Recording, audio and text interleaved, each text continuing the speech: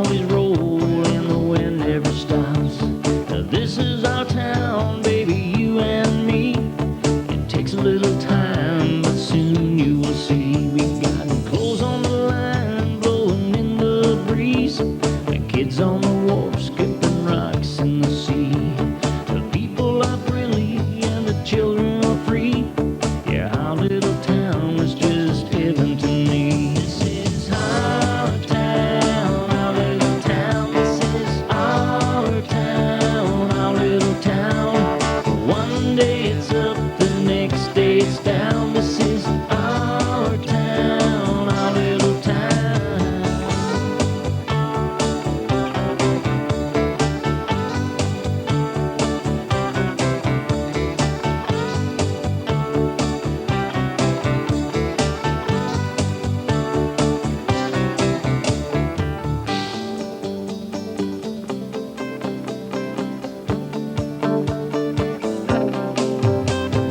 Our town, our little town. Our town, our little town. We got church bells ringing, what a heavenly sound. Young boys driving their dad's car around. We got the prettiest girls walking around. Soon they'll be leaving this old town. We got so many leaving, yeah, chasing their dreams. Say there's nothing here, or so it seems. And they will miss it, someday they'll know. They'll want to return to the town they love so. Our town, our little town. This is our town, our little town. One day it's up, the next day it's down. This is our town, our little town.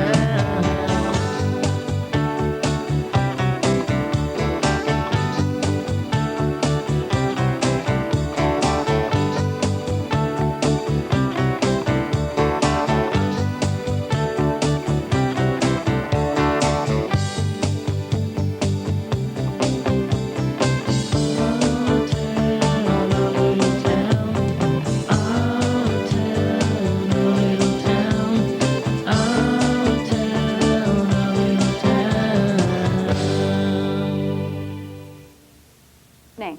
Welcome to This Week in Review. Tonight's stories include First Day of Summer, Summer Camps at the Public Library, Sand and Sea Festival only 4 weeks away. These stories plus the BBS Playbill, Off the Rack, and more coming up after this.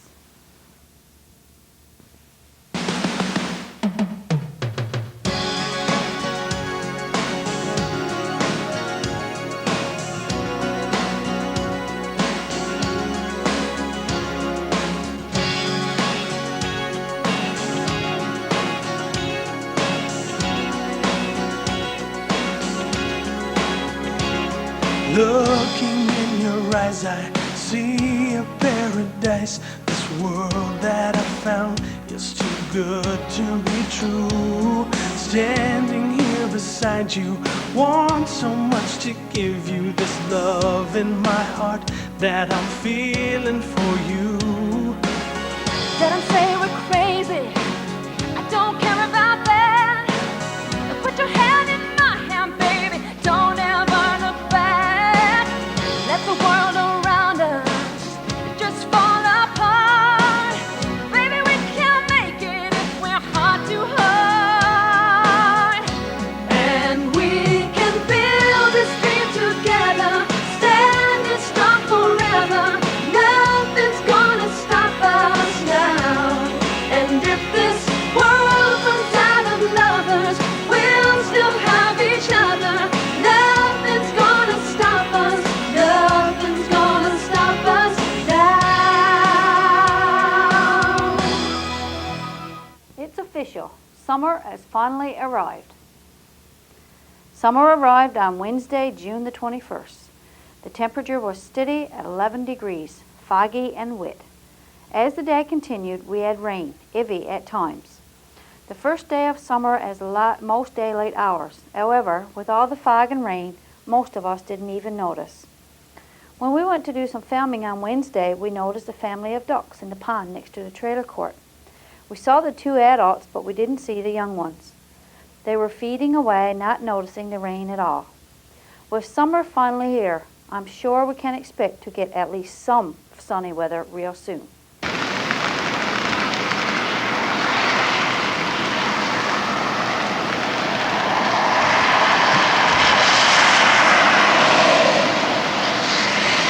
The public library is the place to be this summer if you want to keep your children busy. They're offering lots of camps again this year. The Communities in Schools summer program, under the direction of 4 summer workers, has a busy schedule planned for the children ages 5 to 12. These summer camps run from June the 29th to August the 10th, and all camps are free service. The brochure is very colorful and full of information about each camp planned. The first on the list is Creative Ants. This is a arts and crafts camp that allows your young ones to show their creative side. This is scheduled for Fridays, June 30th to August the 4th from 9:30 a.m. to 11 a.m. for ages 6 to 12. Every Thursday from June the 20th to August the 10th, it is the CIS Bookworm Summer Reading Camp. Thursday mornings is for ages 6 to 8 and the afternoons are for ages 9 to 12. July the 4th and 5th is Jurassic Park Dinosaur Adventure Camp for ages 5 to 9 from 9 to 11:30 in the mornings. Explore Your World is also July the 4th and 6th in the afternoons from 1:30 to 4 p.m. for ages 8 to 12. From July the 10th to the 12th, it is a Shark's Tale Ocean Adventure Camp for ages 5 to 9 in the morning session. In the afternoons on July 10 to 12, it is a Cartoon Adventure Camp for ages 9 to 12. At the Everything Munch Camp, you can experience Everything Robert Munch from July the 17th to the 19th for ages 5 to 9 in the mornings. The House Age Camp is from July the 17th to the 19th in the afternoons for ages 9 to 12. A Trip 2 Camp runs from July the 24th to the 26th for ages 5 to 9. During the afternoon on July 24th to 26th, children ages 7 to 12 will step inside the magical wardrobe and experience the wonderful land of Narnia. From July the 31st to August the 4th will be Camp Clue, where children 5 to 8 will be involved in detective work. The Hogwarts Summer School of Wizardry runs from July the 31st to August the 1st for ages 9 to 12.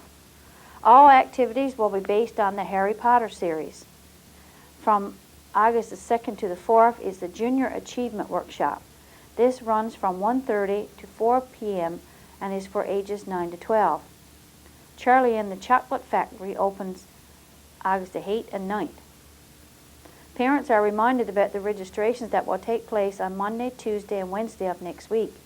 These camps look like a lot. If children become involved in these camps, they certainly won't get bored.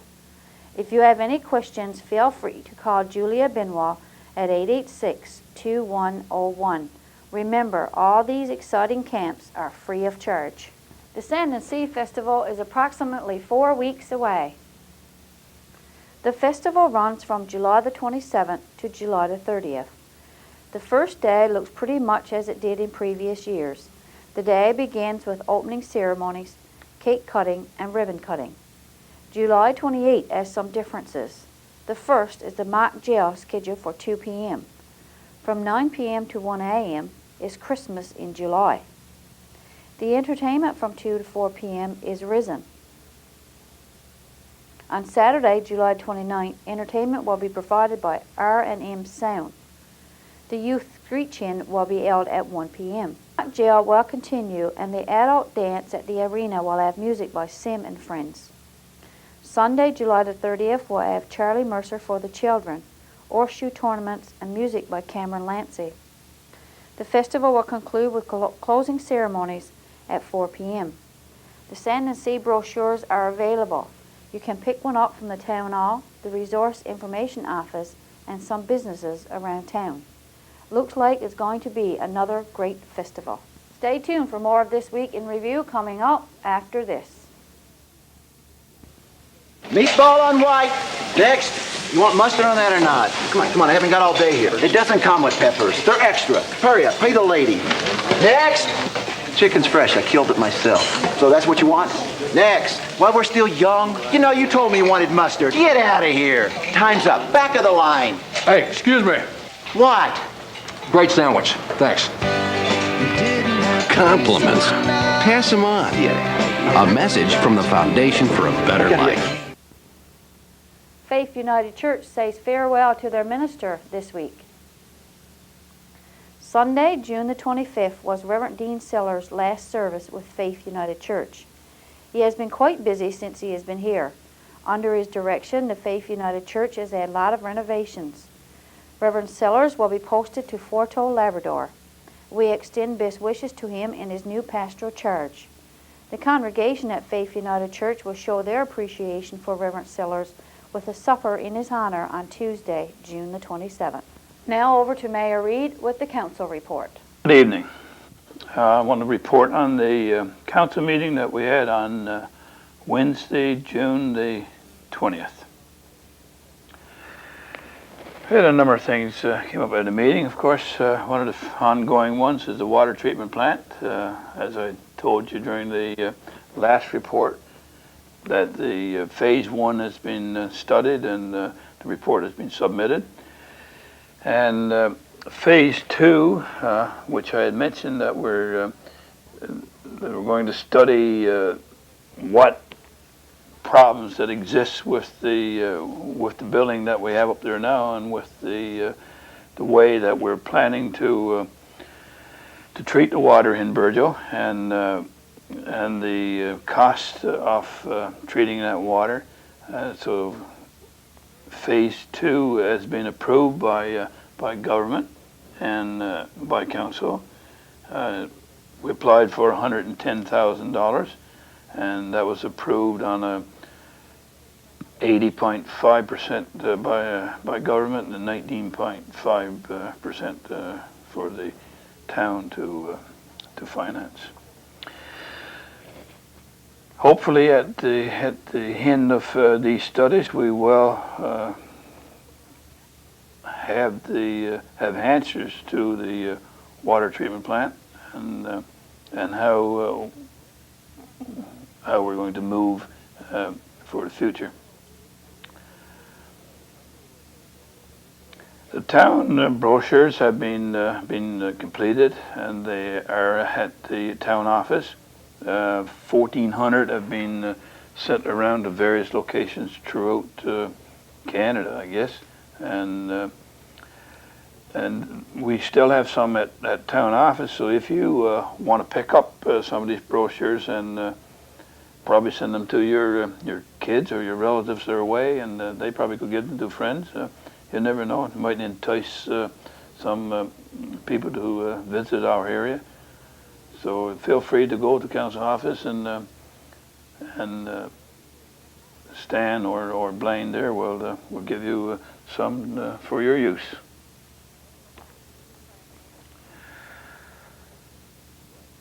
The town has fixed the town dump fence up there. As they've repaired it, as you've probably seen if you've been up in that area. It was torn down by people climbing over the fence, and getting in there, trying to get in there, of course, when the gates were locked. And as I said before, there is no trespassing. The signs have been posted there now. The repair has been done, and signs have been posted. There is no trespassing, and like I mentioned before, the town will take it very seriously if they catch anyone in there, and you will be charged if you're in there on times when it's not open to the public. So please, we don't want to do that. We don't want to charge anybody to go in there. So stay out of it unless it is open to the public. Council has applied for some funding, a limited amount, of course. I think probably between 1,000 and 2,000 that the government gives out each year for recreation, and we applied to the government for for some funding to upgrade the playground area. We've installed one fire hydrant in the Messers area. That's right opposite Mitch Billard's new house. We will possibly put in another fire hydrant before the end of the year. We're planning to install at least 6 in the next 4 years. So if we can get 2 in by this year, then we'll be on schedule.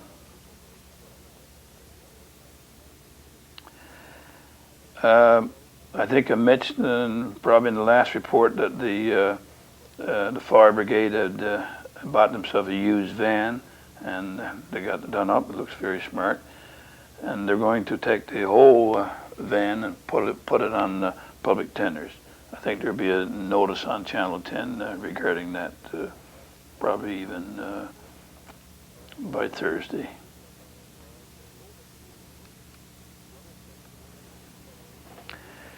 The Coast Guard is going to have their official opening of their building on July the 28th, and that's going to be open to the public, and there will be announcements made later on this, and hopefully the Federal Fishery Minister, Mr. Lionel Hearns, will be in attendance. The provincial government is looking into putting a comfort station out at the government wharf where the ferries tie up, where they land there. So they're looking into a comfort station there for the near future. This is not a commitment. This is right at the moment. It's an investigation into it. We've been informed by the Department of Highways and Environment that they are looking into the possibility of cleaning up the Peter Stride dump site. Of course, that's got nothing to do with Burgeo as such, particularly the municipality here, except for the fact that suppose that Peter Stride's dump was created by the material that's been dumped in there by the people that's living in Peter Stride's area. I would assume that's who's putting it in there. And these people, of course, are made up of residents from Burgeo and Ramia, particularly. So I think that they've got a sign in there saying no more dumping, and I think you're probably if you get caught, you're going to be prosecuted. And I think the fines can be very, very heavy for dumping in areas that you're not allowed to dump in.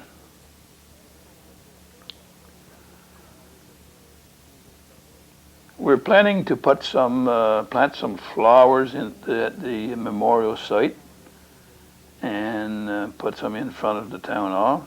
So just to make these areas, just to beautify them, I guess, for the general public viewing. We received a petition from the trailer court regarding the smell from the fish meal plant. Now we've checked into the rules and regulations from the environment, from the provincial government, and they tell us that at present that Mr. Barry is complying with all rules and regulations that they know of, and the smell, of course, is a byproduct of fish meal plants. But they inform us that they know of no regulations that's being broken.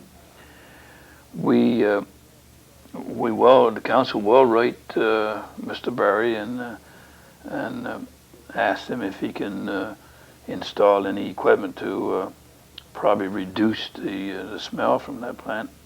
Not a very good smell, I must say, but I suppose it's one of the things you had to pay for, I guess, for an industry of that nature.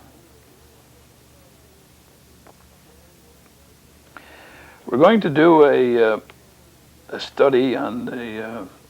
It's not going to be a very big study, of course. It's just going to be on the bottom in Long Pond. We want to know how much mud material that's in Long Pond. When they did the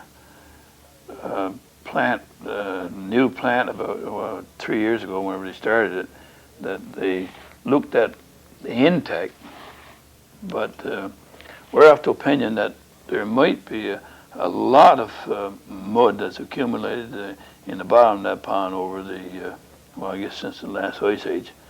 So we're going to get a survey done to see how much mud is in the bottom of Long Pond. And of course, with the results, then we'll be able to go to government and we would have some information to get it cleaned up if there's an excessive amount, or of course be satisfied if there's not the excessive amount there.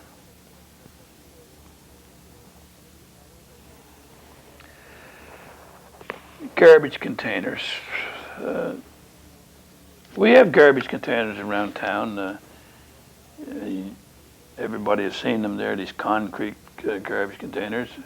We made them out of concrete a long time ago. And the reason, of course, was so that they wouldn't get blown around by the wind and that. But some reason or another, I guess I would assume it's the male population, the young fellows around that think that they have to test their strength by tipping these things over from time to time. It's not a very good thing to see these garbage containers tipped over and the garbage in them all over the ground after people have taken the trouble to put their garbage in it. I think any of you young fellows out there who are doing this for entertainment or for whatever reason you're doing for, why don't you just stop and ask yourself, you know, is there any real benefit you getting any real benefit from it? You know, there must be something else you can do to entertain yourself rather than tip over these garbage containers. It's just very childish, immature behavior.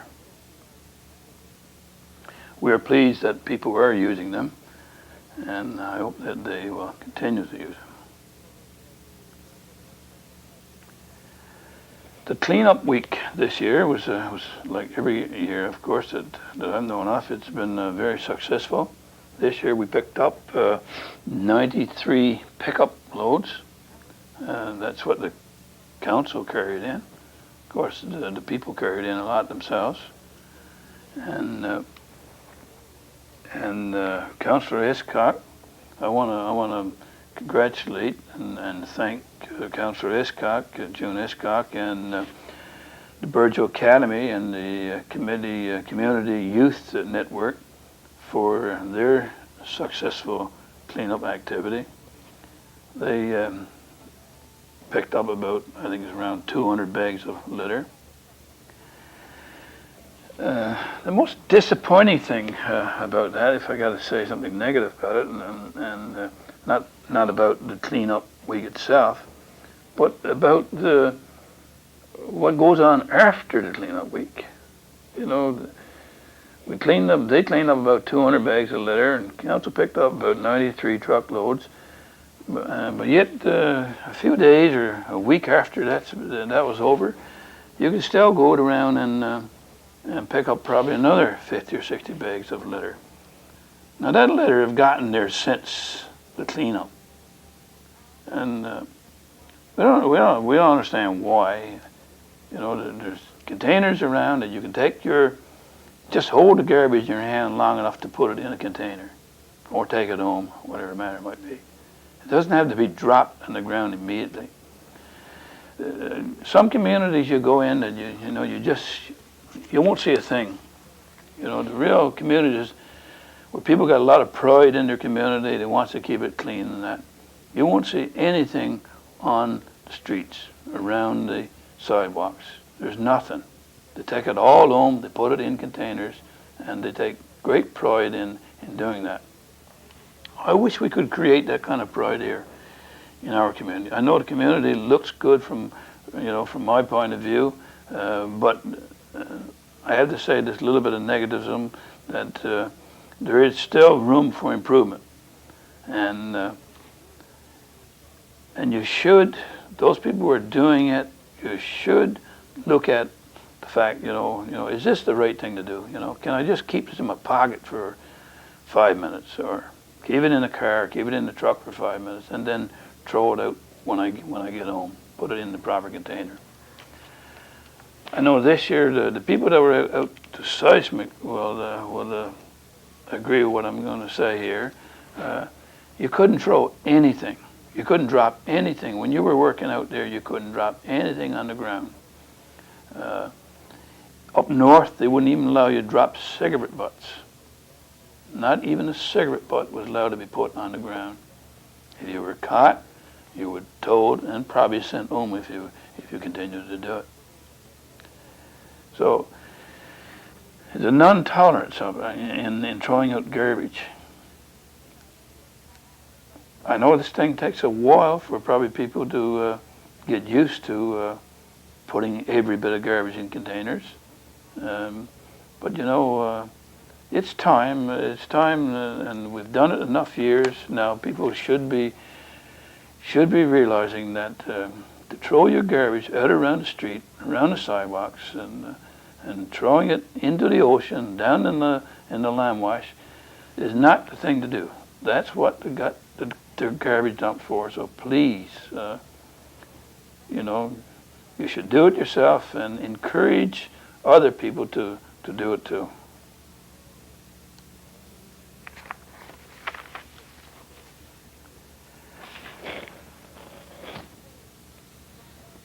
On June the 29th, the environmental risk assessment of the south coast of Newfoundland is going to be taking place. Transport Canada is carrying on this assessment meeting. There's going to be a meeting on from 7 to 9 p.m. at the Ground Search and Rescue Building. And I'll just read this here so you understand what it's all about. Transport Canada, in collaboration with Fisheries and Ocean Canada, is holding a public consultation sessions to provide information on its study to assess the risks of accidental oil spills off the south coast of Newfoundland over the next 10 years. Information obtained in the study will be used in the review of Canada's marine oil spill preparedness and response regime. The area of study is being set as the entire south coast of Newfoundland between Cape St. Francis, east near St. John's, and Cape Ray, which is west near Port aux Basques, including the Peninsula Bay to a 50-mile limit. That meeting is to take place on June the 29th at the DFO Ground Search and Rescue Building, and it's from 7 to 9 p.m. and is open to the public.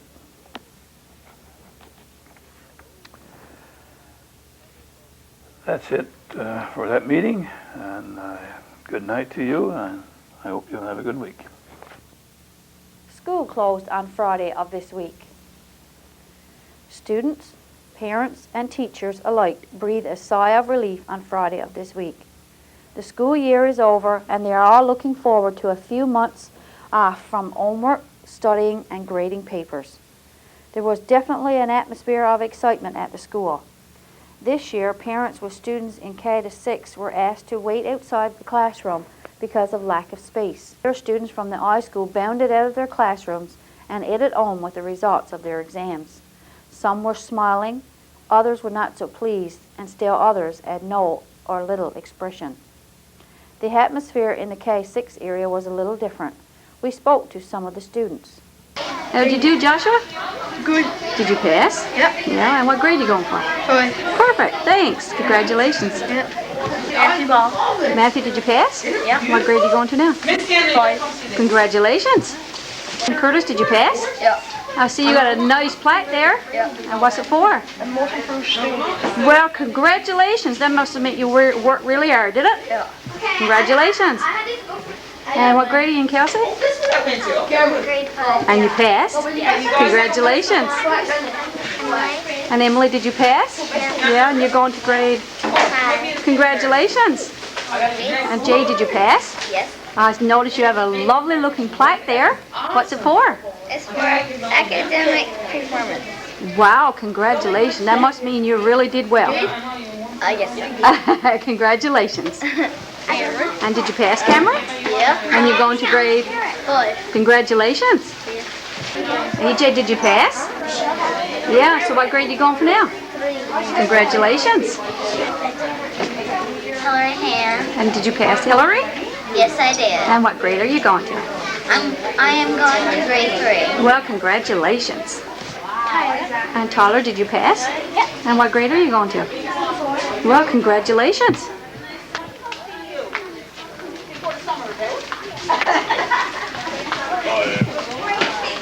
Have a nice summer. Can I help you?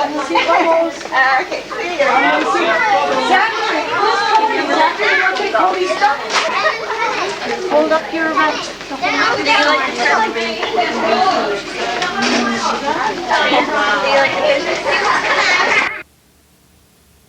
Mrs. Beverly Thatcher is retiring this year, and we extend best wishes as she begins a new stage of her life. Congratulations to all the students on their achievements. Improved. The most improved student in grade 5 this year was Ryan Randall. Ryan worked really hard and really came up. Congratulations, Ryan. You should be very proud of yourself. And most improved student in grade 6 was Allison Hand. Allison worked really hard, did really well, came really up. Congratulations. Work hard next year in grade 7 too. I'll be checking, making sure. Okay, now if we go from the top student academically would be the academic performance. And then the student of the year has got to have really high marks, but it's also got to be an all-around student. It means it's got to be pleasant, got to have good grades. So it's like Definitely not me. academic student is based on your grades. I'll do the academics first. The academic student in grade 6 is Lucas. Lucas is the academic student. Congratulations. And the academic student in grade 5, the person with the highest marks overall, is Dylan Tucker. Congratulations, Dylan. Student of the year, as I finished saying, student of the year has to be pleasant, has to get along with others, also has to do eye caliber work. The student of the year in grade 6 is Mr. Jeremy McDonald. Congratulations, Jeremy. Good work. And it's your birthday. What a nice birthday present. And the all-around student of the year in grade 5 is Mr. Brian Sims. Brian, I'm really impressed with your work this year. Congratulations. Stay with us for Off the Rack and the BBS Playbill, all after this. 7th grade. What was this jumper made of? Naugahyde. You let me go to school dressed like a seat cover. You convinced me that it was groovy.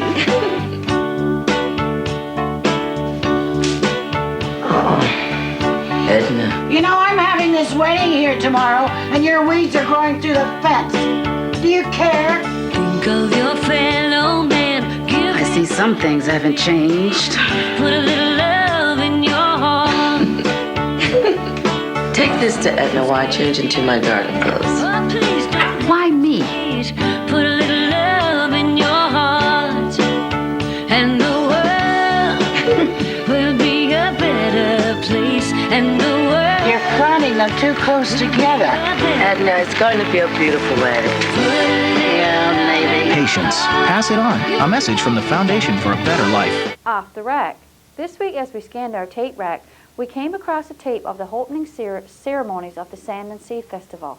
Let's look back to August 1996. So I'd like to, as I said, welcome everyone and have a good time. And now we're going to cut the ribbon, and that'll be done by the Little Miss and Little Master. That's of the Winter Carnival committee. They were crowned in, so they're going to cut now.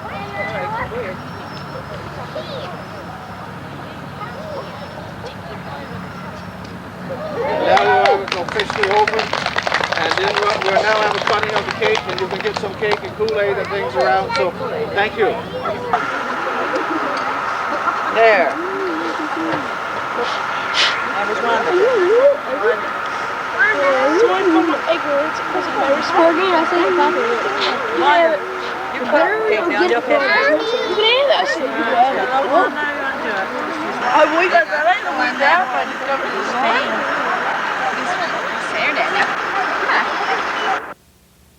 For This Week in Review, I'm Marie Rose. Good night and God bless.